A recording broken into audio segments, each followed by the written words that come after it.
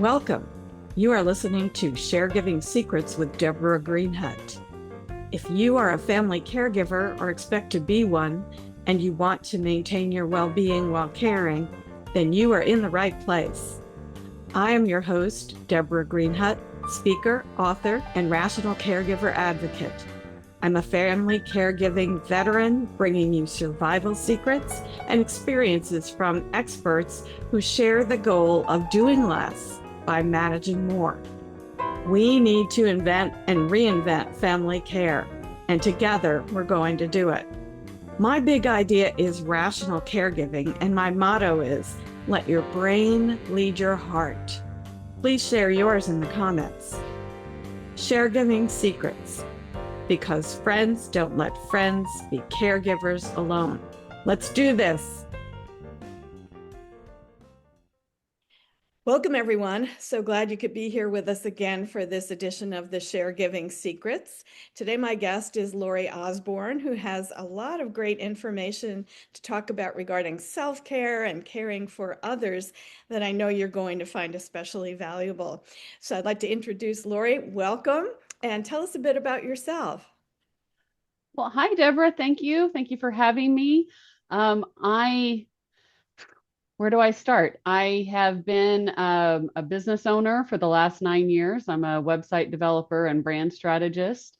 I have an amazing second husband and a couple of adorable fur babies, and I live near the ocean in Florida. That sounds fantastic. And yet I know there's a lot of backstory there. And people who've been following my show know that I have a little one too, because I had to start over at 60, which was no picnic, as the judge pointed out to me when she said, it's all right, we're going to resolve this, but do you know how the world is to 60-year-old women? So starting over was really my theme in deciding to speak with you today about your experiences. So where do we begin? How do I start over? What can you tell me about that? I've started over a couple of times, but I would say, post-divorce being one, but the most recent was 9 years ago when I was diagnosed with a brain tumor and meningioma, benign brain tumor. But, to me, starting over is recognizing what you've been impacted by and then getting up and going anyway. Resilience. It's all about resilience. And for me, I'm very stubborn, and I'm an only child, and I have kind of always been very stubborn. And when I was diagnosed, I just said, I may not be able to work again, but I'm not going to sit and do nothing.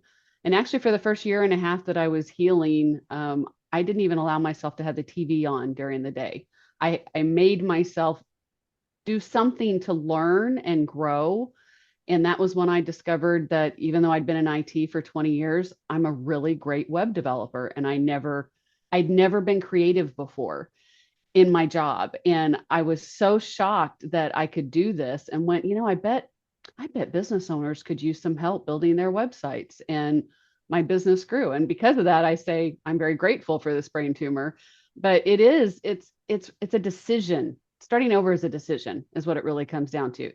Am I going to sit here and wallow in this and feel sorry for myself, or am I going to pick myself up by my bootstraps and move forward and make a difference regardless of my circumstances? That is a wonderful story to share with everyone who's listening to us today. I love how you positioned it, that adversity was kind of the mother of creativity for you, that you found a whole new aspect of yourself that was always there, but you hadn't tapped before, Yeah. and that it's a decision. And some people don't make that decision. They decide, okay, that's it, I'm checked out now. And they miss the whole wonderful rest of their lives. So I know you also had a caregiving experience that you wanted to share with us. So could you talk a bit about that as well? Sure. So I have lost my mother and grandmother both at 63 to cancer. And so the most recent caregiving was my mother. Again, I am an only child, and my mom was also divorced. So it was me and my brand new husband. We literally had not been married Well, she got sick while we were engaged. So here, welcome husband to this new world of mom living 8 hours away. And we had to move her 3 times in 2 months. And then when we thought she was going to be okay, then we find out no, she's got more cancer and was moved to hospice almost immediately.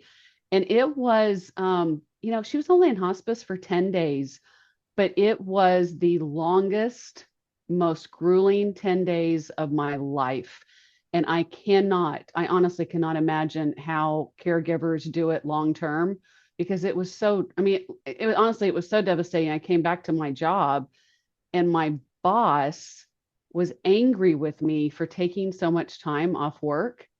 And I hadn't been diagnosed with this brain tumor yet. I actually ended up with a stroke from the brain tumor and the stress from how my boss reacted. So, it's not even just the time and care with the human being that you're taking care of. It's the damage, potential damage to yourself afterwards and ongoing. Like that was an incredibly traumatic experience in the long term, as well as the short term, not to mention for my poor mother, but yeah, I don't, I if I was to wish anything would be different, would just that I had more support because being an only child, I had so many decisions to make. I remember her ex-husband kept coming around, which I finally had to ask him to not. But at one point, her ex-husband and my uncle questioned me having her in hospice and off of food and that, she was out of it. And they said I might as well just put a bag over her head. I mean, it was devastating, like that's going to bring tears to my eyes, but it was, I, again, and I'm one of these people, I would never be a nurse. It is not who I am. It's, I love people to death. I think I'm a great caring person, but I am not a caregiver at heart. And I have so much respect for people that do it because that 10 days, again, was the hardest days of my life. Wow, that is quite a story of challenge, personal challenges to you. And I want to explore a bit more about how you met them and what you might recommend to others who might be going through the same thing. I once was teaching a stress management class, and someone had just returned to the workforce after losing a parent and was still grieving about this. And she was interested in the stress techniques, but sometime during the day, the boss had taken her aside and said, "You have to stop grieving now. This is long enough. You need to end it, and you have to be here." And she came up to me and she said, I have to go home because it's not you. I just can't be here with this kind of pressure anymore. Right. I'm astounded by how unfeeling and unthinking some people can be about it, but it exists everywhere. Mm-hmm. So if you wouldn't mind going back, I know this was hard for you to tell that story today, but if you could go back a little bit, what should an employer, maybe not that one, but what should an employer do for a person who's just coming back or dealing with caregiving while they're still trying to work, which we all probably need to do? Yeah. Well, I mean, first and foremost, actually be understanding. Get out of your running this department and being productive and worrying about the bottom line and, just stop and look at the situation and go, it's a female boss. Like that's the hardest part was a female of all people should even more have that understanding. But it's really, you got to stop and care. And unfortunately, that's why I got out of corporate America. I mean, corporate America so often does not have that caring philosophy. It's all about the bottom line. And I would just encourage any employer, boss, anyone having to deal with people going through it to just stop and ask them what they need. Like instead of, barraging them with more stress and just recognize that this is one of the hardest things in life that we have to go through. And we all lose a parent at some point. And yeah, just be understanding. It seems like that's so basic and it shouldn't have to be said. Like it just should not have to be said. I agree. You'd think that people would understand and be kind about major life events. And we also know now there's been a lot more research that sometimes caregivers are become sicker than the people they're caring for due to this kind of stress. Yes. And Yes. the experience that you were talking about is not uncommon to suddenly have a major health crisis of your own. So Yes. we're going to lose employees, we're going to lose caregivers, and a lot of people are going to be underwater because we just can't keep up anymore. So Yeah. that compassion becomes really critical, I think, to workplace survival and the company survival. But Yes. to be that short-sighted and not see it is a problem. Um, as far as the other big challenge you mentioned was about family not supporting you at the same time. If you're willing, would you like to talk a little bit more about what they could have done? Well, not questioned my decision in that way would be the first thing. Um, you know, there I honestly I wish I had more family just in general, had people that I could call on. Fortunately, my mom had some very great friends that were there for me and gave me the support, but they weren't able to make those hard decisions. And I just think for family, it's if you're not the decision maker, be supportive of the decision maker, give input that's helpful.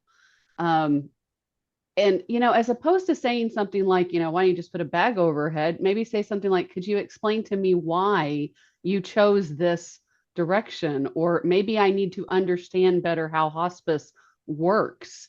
For those that don't know, the attitude is pain management, and they're not going to force feed you if you don't want to eat. It is an end of life experience.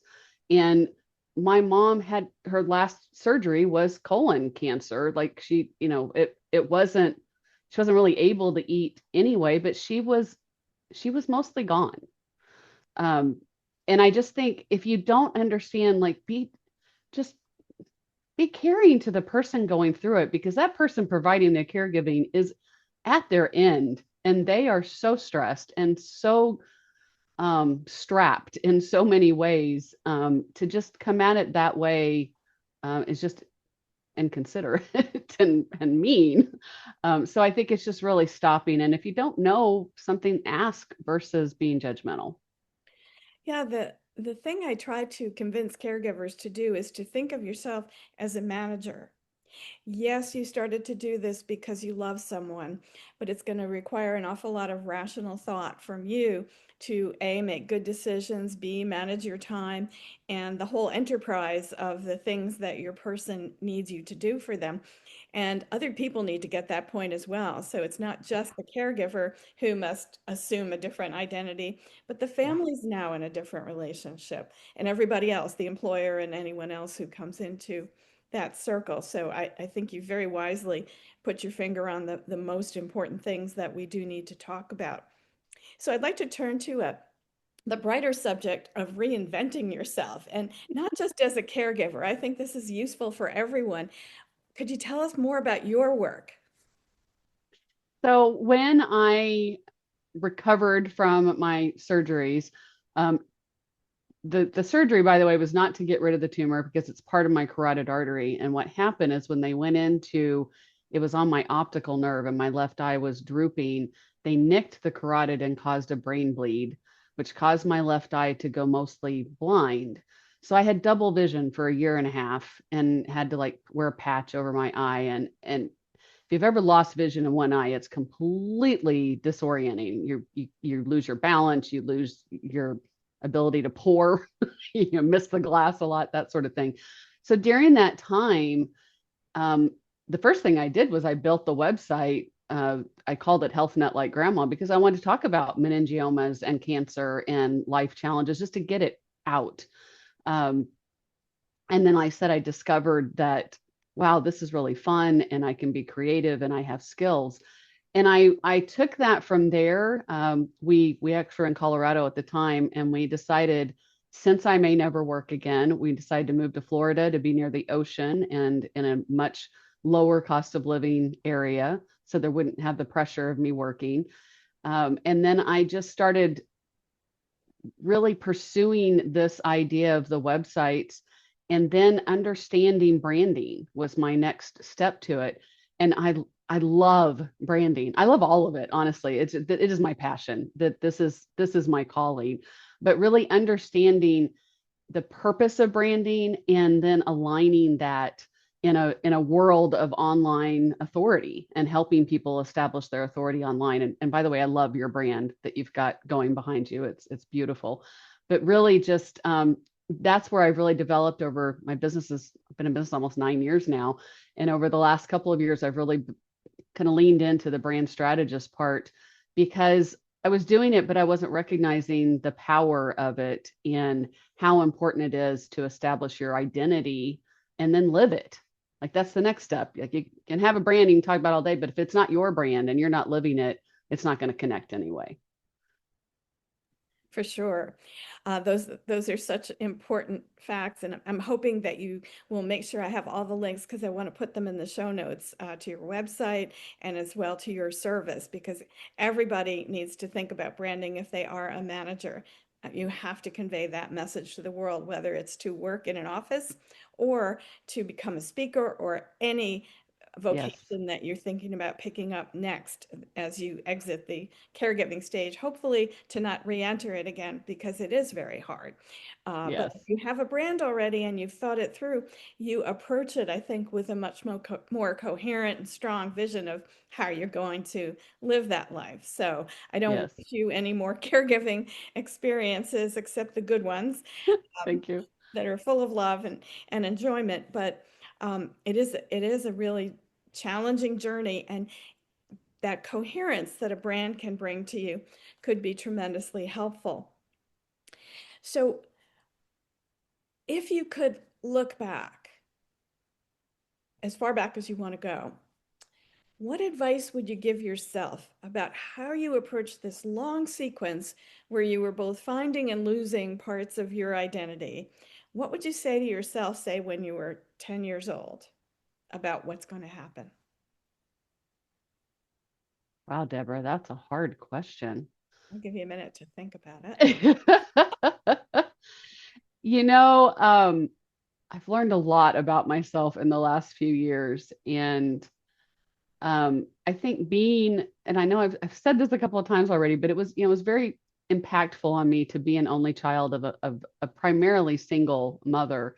And also, you can tell I'm an extrovert. My mother was my opposite and an introvert, and also had no clue how to show affection and encouragement. So I really lived my life trying to prove to her that I was good enough. And I have been guilty of that even as an adult.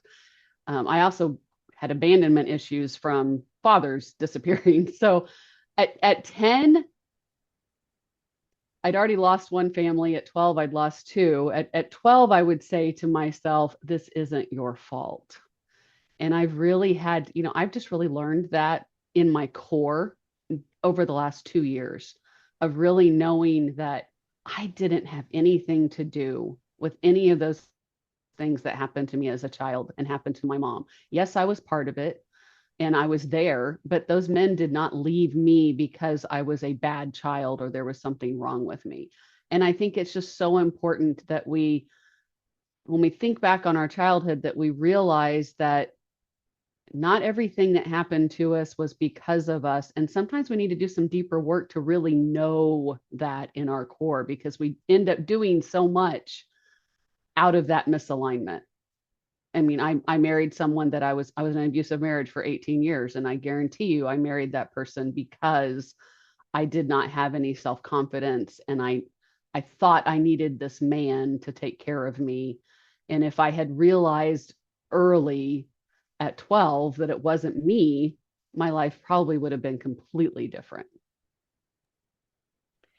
That is a very poignant story, and I appreciate your going along with the oddball question there that came out of the blue and volunteered so much of yourself to answer it.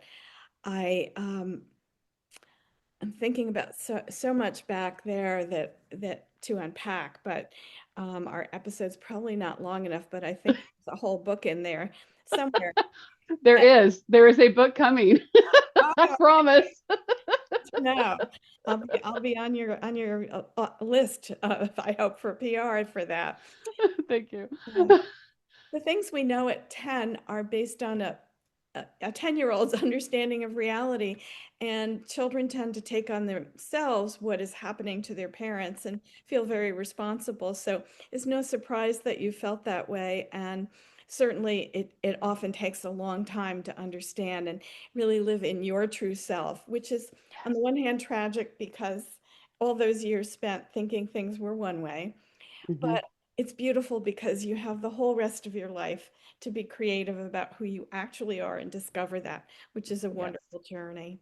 Yes. Yes. So I appreciated our chance to talk, and I'm sorry it's coming close to an end, but we know there's a book coming. Could you tell me some other things that we should look for in order to find Laurie Osborne out there in the real world? Well, absolutely. You said a link. I will be sharing a link. It's primarily for entrepreneurs, but anybody that is curious how you are showing up online and if your authority is showing up online, I have an authority visibility audit that I will offer you that I will take a look behind the scenes of how you're showing up, and then I'll meet with you and go, this is working and this isn't working. And this is what you need to do to improve showing up with that authority, no matter where you're doing that, no matter where you're trying to show up. And my website is bizbolster.com. My business is bizbolster. I'm on LinkedIn, would love to connect with anyone here on LinkedIn. That's where I'm most active. And that's probably it.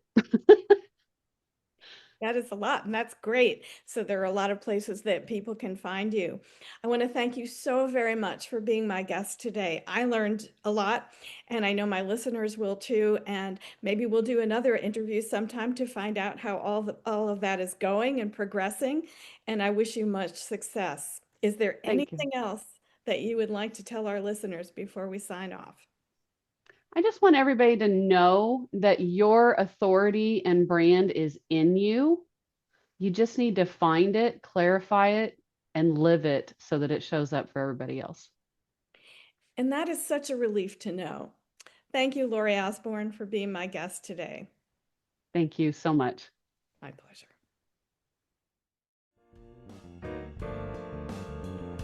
Thank you for joining me today on the Caregiving Secret. I love sharing insights and stories to empower you on your caregiving journey. If you like what you hear, you can dive deeper by picking up a copy of my pamphlet, Non-Negotiables for Caregivers. Go to my website, deborahgreenhut.com, and click on the link for Non-Negotiables for Caregivers. Until next time, keep sharing, keep caring, and remember, you're not alone on this journey. Thank you for listening.